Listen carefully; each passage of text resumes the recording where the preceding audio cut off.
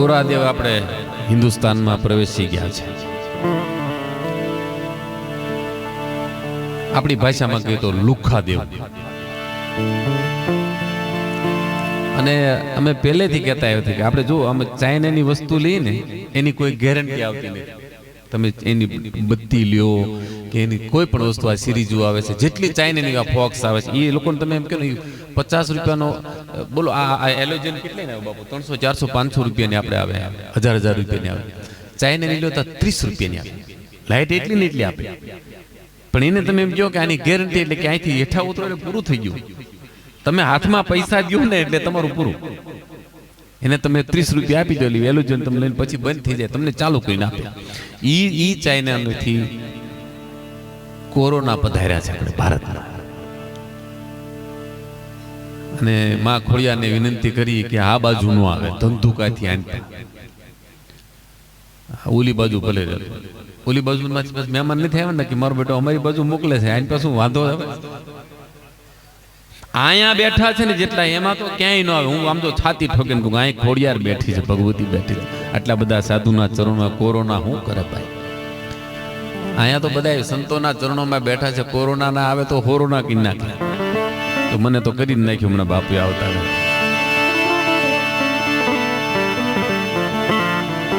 એટલે કોરોનાની અસર બીજાને થયો કે ન થઈ ગયો, અહીંયા આવ્યા પછી બાપુના ચરણોમાં બેઠા પછી મને થઈ.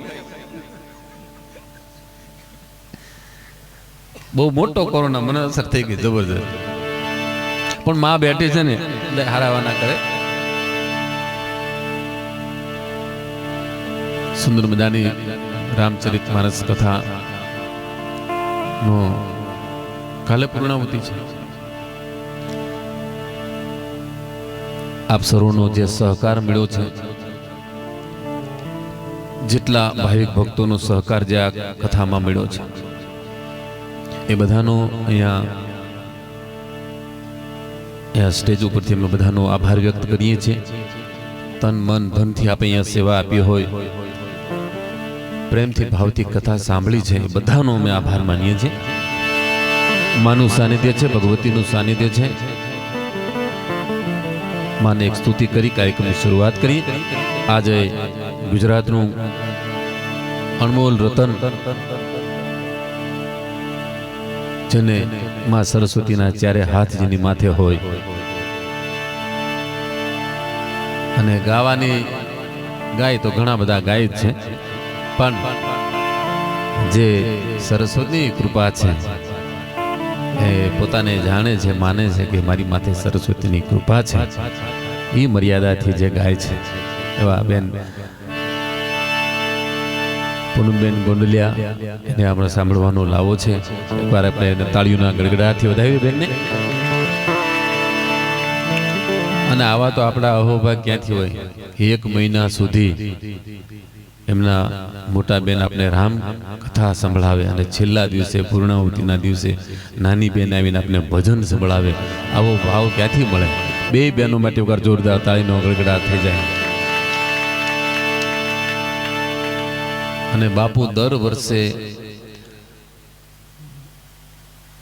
માર્ચ મહિનામાં જ આ કથાનું આયોજન કરે છે. અને મને તો દર વર્ષે, જોકે ગયા વર્ષે કોરોના આવ્યો તો નહોતો આવ્યો, તોય મને આવ્યો તો. બોલો, આ ગયા વર્ષે એક બાજુ માર્ચ મહિનો લાગે, મારે સરકારમાં બધા લેખા જોખા બંધ થઈ જાય, અને બાપુ અહીંથી પણ આપણે વિચાર કર્યો છે, બાપુની આજ્ઞા છે એટલે, કે હવે પછી આપણે આ કોરોના થોડોક ટાઢો પડી જાય પછી આપણે ફરીને એકવાર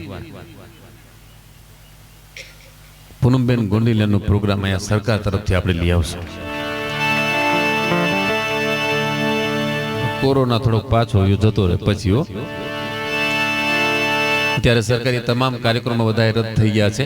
નકર આપણે અહીંયા આપણા વિસ્તારના ધારાસભ્યનું પણ અમે લેટર પણ મગાવ્યો હતો, એની ભલામણ પણ હતી, કાર્યક્રમ આપણે મંજૂરી પણ ઓલરેડી ટૂંકમાં તમામ કાર્યક્રમો રદ થયા છે સરકાર. એટલે આપણે આજે જે કાર્યક્રમ છે એ કાર્યક્રમમાં આપણે ભાવથી, કારણ કે પૂનમબેન આમ બેઠા છે એટલે આમ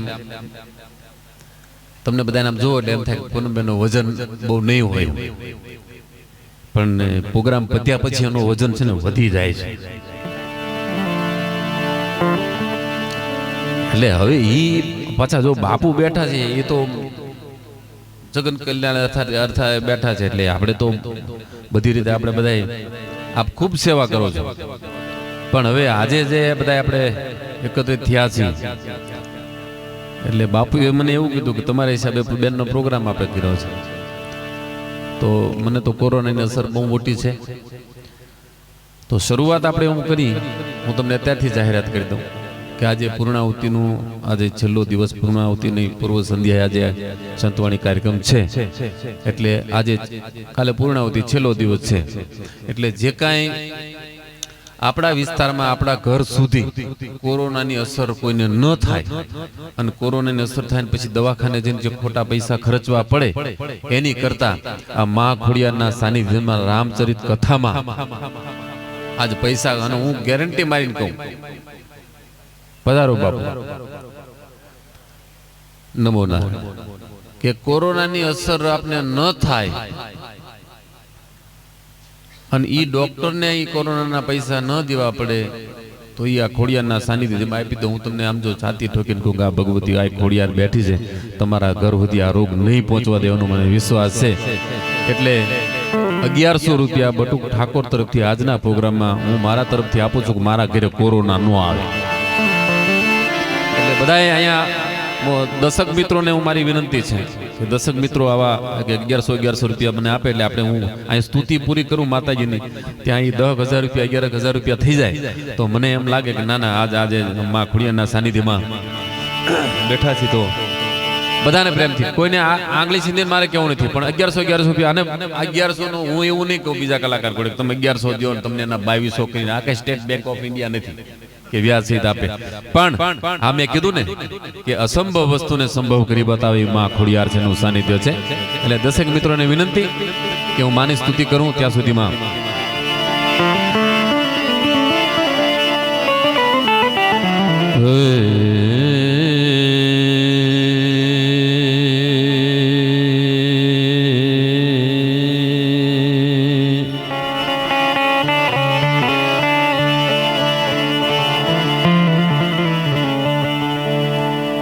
માં જગદંબા તું જોગણી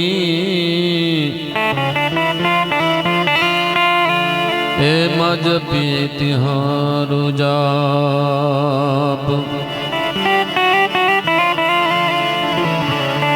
અખંડ માં તારા દેવા બળે એ માં પ્રગટ તું આપો આપ. માં ચિંતા વિઘ્ન વિનાશની એ માં કમલાસની સકત માં વિષહથી અંશવાહિની માં દુર્ગા દેવ સુમંત. યા દેવી સર્વભૂતેષુ માં એ માં તું સર્વરૂપેણ સંસ્થિતા માં. નમસ્તસ્ય નમસ્તસ્ય ઓ નમસ્તસ્ય નમો નમઃ.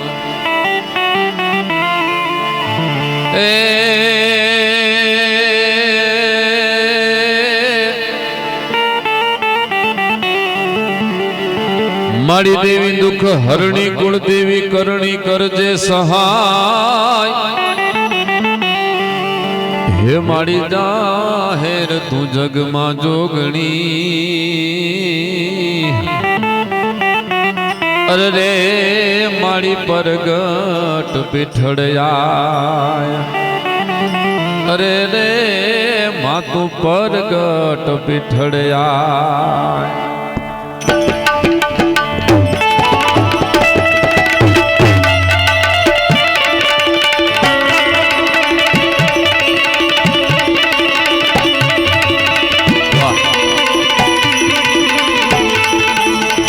પૂનમબેન ગોંડલિયા તરફથી 1100 રૂપિયા આ પ્રોગ્રામમાં રોકડા આવે છે. પૂનમબેન એકવાર તાળીઓના ગડગડાટ પીવડાવો.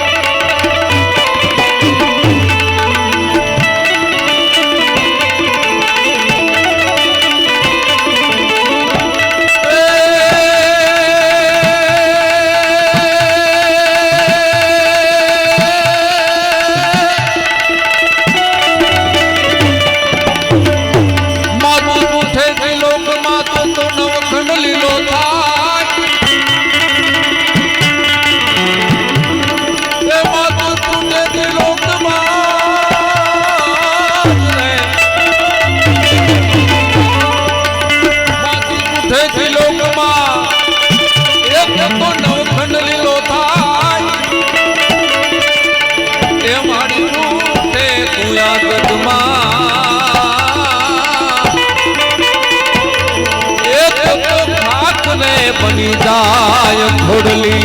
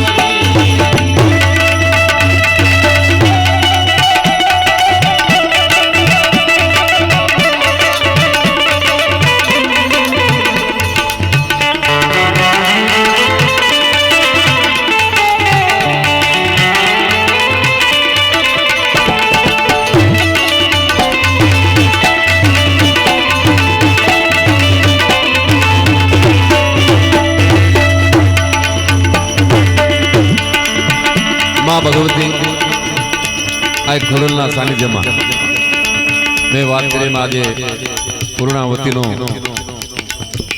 છેલ્લો દિવસ હોય, પૂર્વ સંધ્યાએ આપણે આ પવિત્ર પટાંગણમાં એક દિવસથી રામચરિતમાનસ રામ પારાયણનું કથાપાન થતું હોય એટલે આ ભૂમિ છે. આમ તો માના વહેણા છે, સંતોના વહેણા હોય એટલે પવિત્ર જ હોય, પણ એક મહિનાથી અહીંયા રામચરિતમાનસ નું પાઠન થતું હોય એટલે અહીંયા કોની અંદર ભગવાન રાઘવેન્દ્ર સરકાર વિરાજમાન હોય એ કહી ન શકાય. કારણ કે પૂર્ણાવતી હનુમાનજી મહારાજ તો હોય ને હોય જ તે, એટલે આપણે એની નજરમાં ક્યાંક દેખાવી. મારો કહેવાનો ભાવાર્થ એ છે કે આપણે એની નજરમાં ક્યાંક દેખાઈ જઈએ એટલે અહીંયા સ્તુતિ પૂરી થાય અને મારું વેણ ખાલી ન જાય. કારણ કે બે જ કલાકારોએ પૈસા આપ્યા છે, હું એક પૂનમબેન ગોંડલિયા, એટલે અમારે દેવાના ન હોય, અમારે તો લેવાના હોય. ભગવાન એમને ઉપરથી આદેશ કર્યો છે કે જાઓ ધરતી ઉપર જેની પાસે પૈસા છે એને પુણ્યદાન માટે એને અવસર આપો, એટલે અમે તમને અવસર આપ્યા. નવરાત નવેલી બંધન વેલી ભાવ ભરી મારી ભક્તેલી નવરાત નવેલી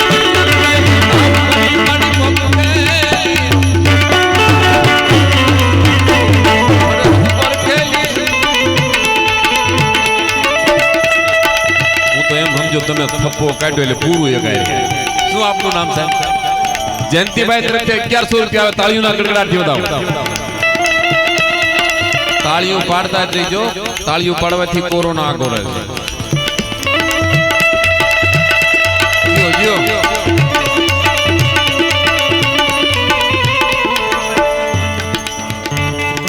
હરિભાઈ વિઠ્ઠલભાઈ જાલીલાથી પધાર્યા છે, એના તરફથી 1100 રૂપિયા આવે છે. તાળીઓના ગડગડાથી વધાવો.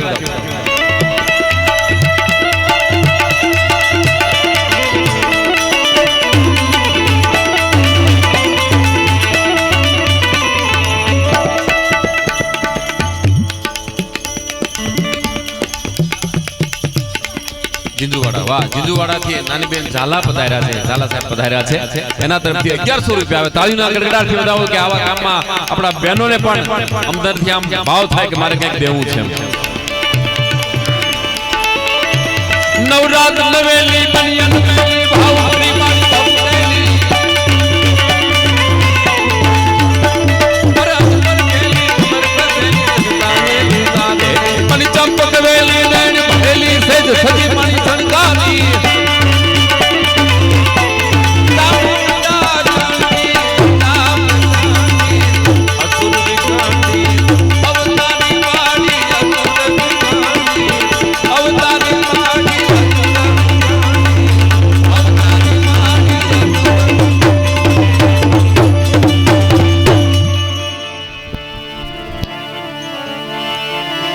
ત્રુઠે ત્રિલોકમાં તું માં નવખંડ લીલો થાય. કવિએ લખ્યું છે કે હે માં તું ત્રુઠે ત્રિલોકમાં તું નવખંડ લીલો થાય, પણ મારી તો રૂઠે આ જન્મમાં તો ખાખ બની જાય ખોડલીઓ. ભગવતીની ભ્રકુટી જો ફરી જાય તો તમારી લીલી વાળી થાય, અને એ માં ભગવતીની ભ્રકુટી તમારી ઉપર ક્રોધાયમાન થઈને ફરી જાય તો તમે લાખોપતિ હોય ને રોડપતિ કરતા એને ઘણી વાર નો લાગ્યો. પણ માના ચરણોમાં કૃતજ્ઞ પ્રાર્થના સાથે, વિનંતી સાથે, વંદન સાથે કરી માને પ્રાર્થના કરી ગઈ માં હે 9 લાખ લોબડીવાળી ભગવતી ભેરિયાવાળી માં, હે મામડિયા ઘરે પ્રગટાણી માં ભગવતી ખોડલ, હે જગદંબા માં તારા સાનિધ્યમાં મે બેઠા હોય, એક સાધુ એવી ટેક લઈને બેઠા હોય, નકર આ સાધુને ક્યાં છોકરા પરણાવા છે, શું કામ આ બધું? પણ સાધુને એમને ખબર છે કે અમે ભેખ પહેરો છે આ ધરતી માથે, મનુષ્ય તરીકે જન્મ લીધો છે ને ભેખ પહેરીને જો એક સાધુ તરીકે અમે કોઈ પણ જગ્યાએ, અને એને સ્થળ સાધુ જ્યાં સ્થળ, મારો તો એક સૂત્ર છે કે સૂરજ જ્યાં ઉગે એને પૂર્વ કહેવાય, આથમે ને પશ્ચિમ કહેવાય. જ્યાં સાધુ ભજન કરતો હોય ને અને જેનું ભજન કરતો હોય એની હાજરી હોય ને હોય જ, પણ શ્રદ્ધા આપણી હોવી જોઈએ. એકવાર નકર સાધુ આવે. અત્યારે તો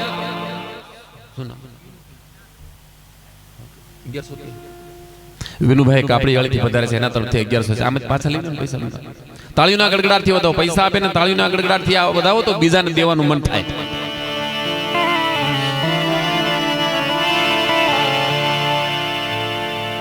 જ્યાં જેનું ભજન થતું હોય કે પછી માં હોય તો ભલે, ભગવાન પરમાત્મા હોય તો ભલે, એની ત્યાં હાજરી હોય. અને સાધુ, હું તો કહું છું કે આ બધા અલગ અલગ વસ્ત્રોમાં બેઠેલા સાધુ છે ને, અમારા આત્માનંદજી કહે છે એ લીલા પહેર્યા હોય તો ભલે, ભગવા પહેર્યા હોય તો ભલે, પીળા પહેર્યા હોય તો ભલે, ધોળા પહેર્યા હોય તો ભલે, કાળા પહેર્યા હોય તો ભલે, ગમે એ વસ્ત્રમાં સાધુ હોય, એનો ધ્યેય માત્ર એક જ હોય કે અમે સાધુ તરીકે ભેખ પહેર્યો છે. માની ગુરુ પરંપરા હવની અલગ હોય, પણ મુદળ તો એનો ધર્મ તો એક જ છે. અમારા થકી 5 મનુષ્યમાં, 5 જીવોમાં, કાંઈક 5 પરિવારમાં પરિવર્તન જો આવતું હોય અમારા થકી, તો અમારો આ ભેખ છે ને એ લેખે છે.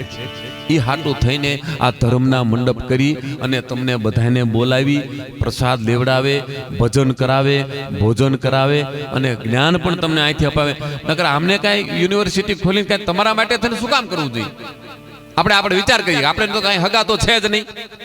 આપણે હગાવાલા હોય કે બીજાને ટેકો દઈએ કે ભાઈ હમણાં ભાંગી પડે છે ટેકો દીજે, પણ આ તો સંતો છે. આને આપણે કઈ છોકરા એમ આપણે કઈ ભાઈ તમારા દીકરા દીકરી કઈ છે જ નહીં, છતાં પણ તમને ભાવથી અહીંયા બોલાવી અને ભજનમાં બેહાડે, કથામાં બેહાડે, કે કોઈ પણ ધાર્મિક કાર્ય હોય. અમારે ગુરુ મહારાજ હતા ત્યાં ઘણા આવે ને, એટલે એક ભાઈએ પ્રશ્ન કર્યો તો, બાપુ તમે પૈસા વાળા આવે ને એની માથે જોરથી ધબ્બો મારો છો. પૈસા વાળો આવે એ પગે લાગે બાપુ ને તમે આમ પ્રેમથી જોરથી ધબ્બો મારો છો, બીજા આવે ને આમ જ કરો છો. એ બાપુ કે જોરથી ધબો એટલા માટે મારું છું કે એની પાસે જે માયા જે ભર્યું છે ને એમાં થોડી ખરે અને આ ધર્મના કામમાં વપરાય એટલે જોરથી ધબ્બો મારી. ઓલા પાસે કાંઈ નો એને આમ જ કરી આશીર્વાદ એમ. એટલે જેની પાસે જે બાપુ જે જોરથી ધબ્બો મારે એટલે સમજવું બાપુ કઈક હના કરે છે. ઘણા ને ધબ્બો મારે તો બાપુ રાજી થાય કે બાપુ મને ધબ્બો માર્યો, હવે ઓલી જમીન છે ને એનું આપણું થઈ જવાનું એમ. આવી તૈયારીમાં આવે. અને અત્યારે આ મોબાઈલમાં જીને મોબાઈલ કરવાનો શરૂઆત તમે જોજો બાપના માં મેં હમણાં 2 દી થયું છે મોબાઈલ જેને કરું મેં કીધું જીને ફોન કર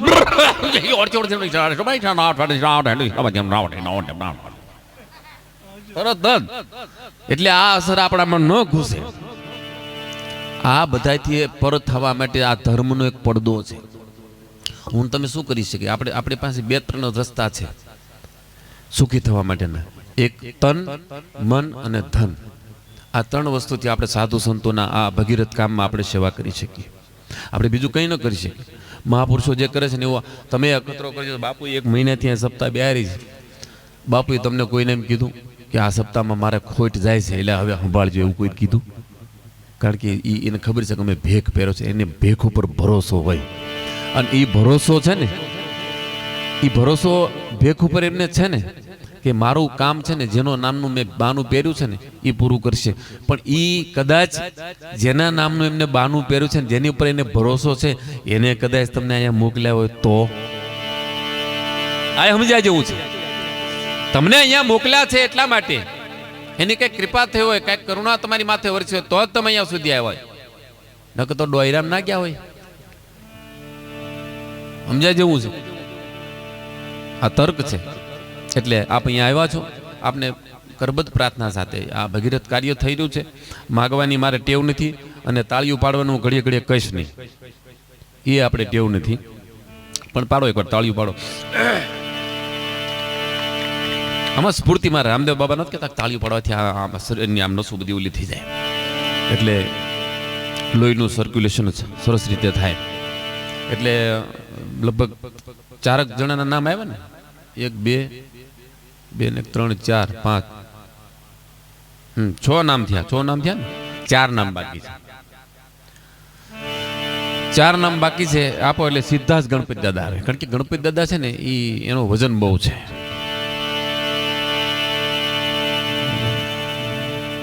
આમાં ઘણા બેન સામું જોવે છે. પૂનમબેન ની વાત નથી કરતો. એમનું વજન તો પ્રોગ્રામ પત્યા પછી વધે છે. અત્યારે શરૂઆતમાં તો ગણપતિ દાદાનું વજન હોય છે. એટલે 4 નામ. આપણા મલક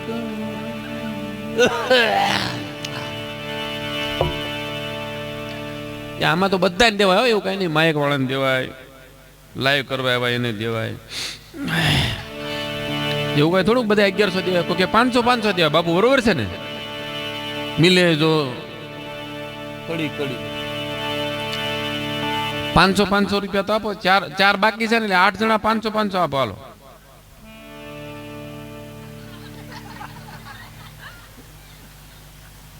હું તો એમ છું કે 500 આમ કે એના નામના 500 એમ કે 1000 આપશે.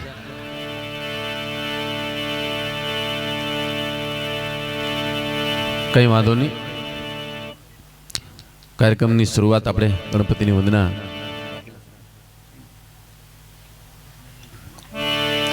નરેશભાઈ વાઘેલાની વિનંતી કરી.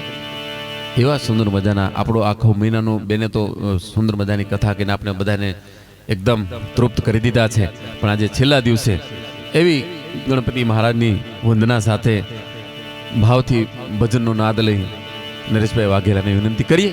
ત્યાં ગણપતિની વંદના થાય ત્યાં સુધીમાં આપણા એક મારું બાનું છે. વાહ વાહ વાહ. શું નામ આપનું? મકુપા તરફથી 500 રૂપિયા આવે. તાળીઓના ગડગડાથી વધાવો મકુપાને. ધન્યવાદ. નરેશભાઈ વાઘેલા તાળીઓના ગડગડાથી વધાવો. ગણપતિની વંદના સાથે નરેશભાઈ વાઘેલા.